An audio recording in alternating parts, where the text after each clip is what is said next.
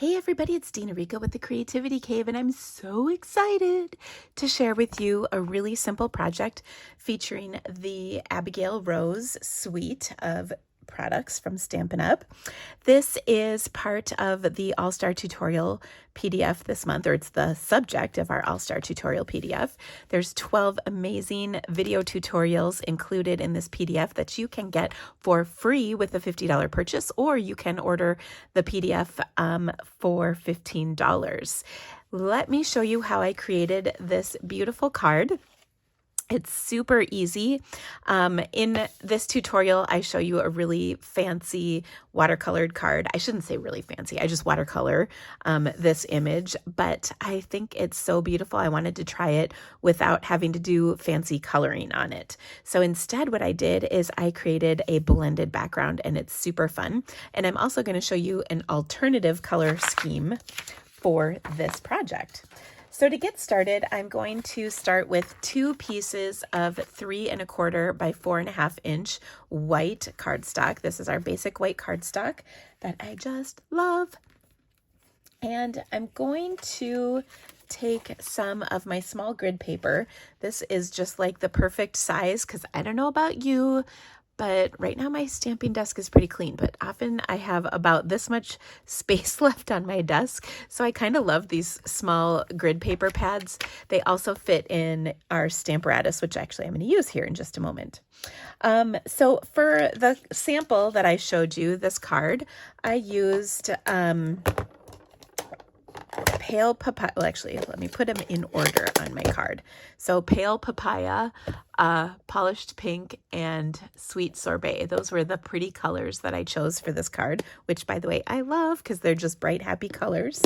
And I thought I would change it up and go kind of on the other end of the spectrum. And on this one, I'm going to use Parakeet, Party, Tahitian Tide, and Starry Sky. So for those, I will start with my lightest color. I always want to start with my lightest color. And I've got a blending brush right here ready to go. So let's pick up some of that ink color. And we're going to do about 1/3 of the panel in each color. You can actually do that first color maybe even a little bit more because we're going to kind of blend between the two. However, I will say, unlike this one where you could really blend the 2 colors, this one I probably won't do quite as much blending between the border of my Parakeet and my Tahitian Tide. I'll show you the next color here. So I've got Tahitian Tide. I love these colors though, and I think there's just a whole multitude of color combinations you can really do to create the same background. So like I said, I'm not blending a ton between these two. Just a little bit.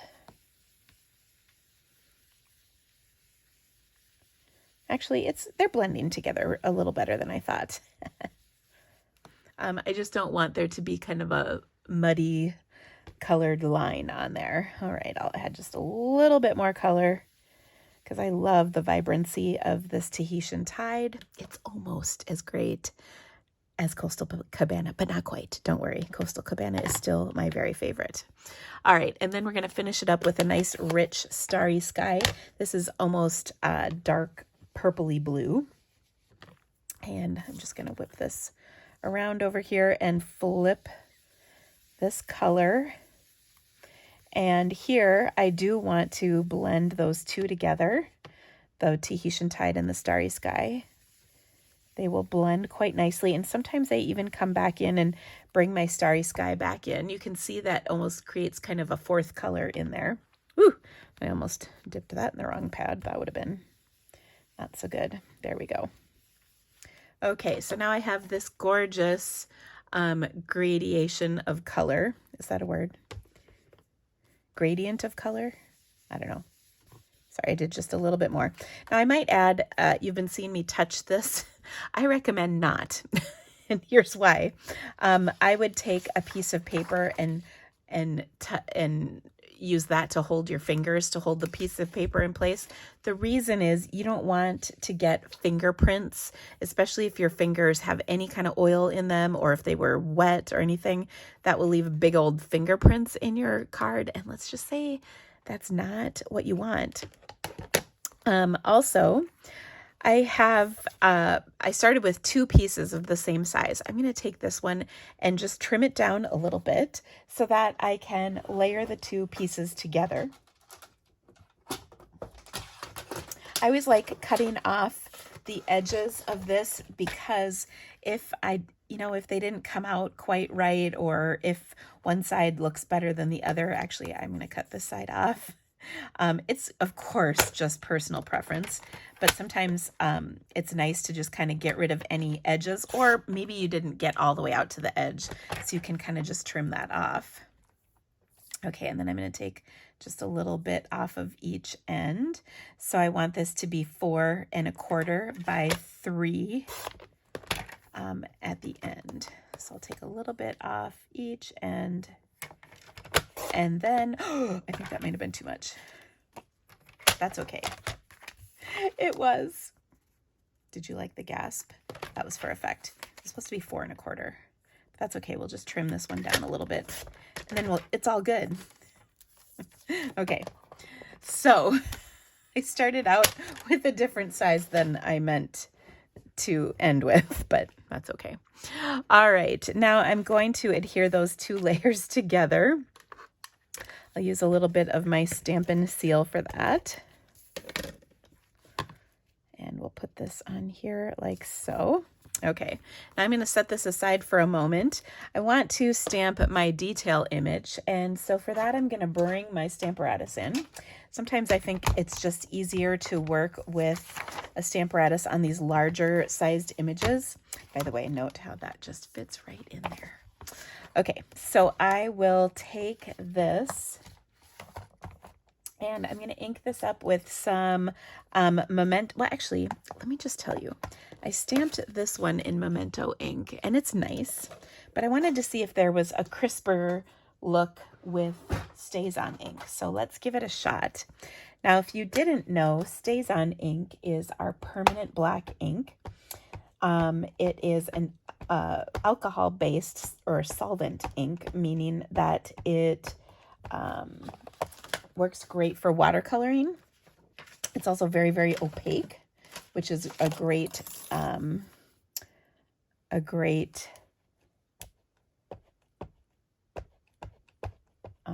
what's the word I'm looking for?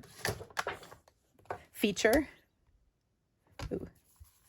And I'm trying to put this in here so I can get 2 out of these at once. It also dries really quickly, which is why I'm going to put a little more ink on there. Okay. Now, because it is solvent-based, it is going to give me a more opaque black look than my Memento. And I just wanted to see if that looks crisper, and gosh, it does. And what I'm really going for here is big contrast between my background and my stamped image. So I'm going to do that one more time, but I think between all my re-inkings, let's see if that'll fit on there, and it will.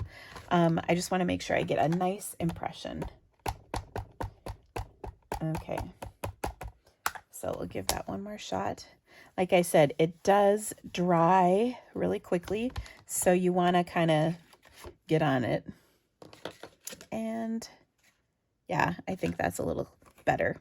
Okay, now what I'm going to do is take and die cut this out. Our stamp set, or our bundle, pardon, has coordinating dies so that we can die cut this gorgeous image along with several other from the stamp set.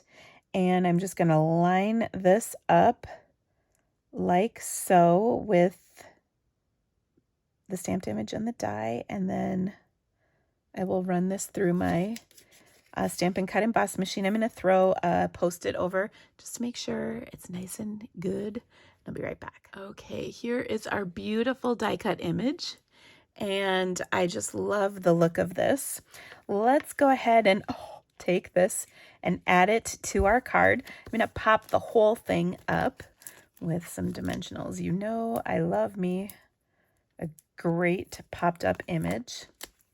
I'm a little sad that I messed up on the trimming. I just got carried away trimming off excess from my card, but I think this will be just wonderful. Now I'm going to have this stick out just a little bit, and the reason is I want to see all three of those gorgeous colors in here. I think they're beautiful. Let's make sure we can see them. I'm also going to take from my stamp set and stamp my sentiment. Happy birthday. There's some beautiful sentiments in this stamp set, but we're just going to take and stamp happy birthday at the bottom here in some black ink. Oh, perfect. And then we're going to add it to a beautiful black card base, which, oh, I dropped. So let's take, I may or may not have run over this with my chair. I cannot say for sure, except that I totally did. All right, I'm going to give this one last crease, and I'm going to pop this up onto my card. And then we're going to do a little fun in the center of this card as well. The inside always needs a little TLC. So we're going to take some of the DSP from this suite and add it to the inside of our card. So for that, I'm going to take, I've got a 4 by 5 1/4 inch piece of my basic white cardstock. And then I've got a scrap of my designer series paper. The Abigail Rose designer series paper is really beautiful. It's got lots of fun designs that coordinate with our card. So I'm going to take a strip that's about 3/4 of an inch. Okay. And it really doesn't matter what print you get. That's kind of optional. But let's just bring our scrap back in here, and we'll go like this. And let's just color that piece a little bit more. So I'm adding just quick color with my blends. Now, because this is the inside and it's over the DSP, I'm not super concerned about it being blended perfectly or wonderfully or whatever. I just want to add a little color to coordinate with the outside of my card so that it kind of just carries the theme through. So we'll do that, and then we'll attach it to the edge here, and it's going to be so pretty. You could also repeat this process on an envelope by taking and covering the envelope flap with a piece of this designer series paper that you have blended the ink on, just like this, and that would be gorgeous. Okay, we're going to put this to the inside of our card, and then we have our super easy masterpiece. We have a beautifully colored card without doing any fancy coloring, and it looks just fantastic. Now, on my first card, I embellished this one with some pearls. Right now, through October 1st, if you order this bundle, it's actually part of 3 different bundles. If you order the bundle, you can get free iridescent pearls when you place that order. Now, if you're ordering from my online store, make sure you add the pearls to your cart, and then the price will fall off when you go to checkout. So it is a really great deal to get some extra pearls, and I love this suite. And of course, when you order through me, you'll also get this fabulous PDF for free. Now, if you would just like to purchase the PDF, I will put a link in the description of this video, as well as a link to my website where you can download a project sheet for these 2 beautiful cards, and you can see all the dimensions, supplies, and photos that I took of these. So thank you so much for stamping with me today, friends. I hope you loved my card. If you could give me the thumbs up, that would really rock my world.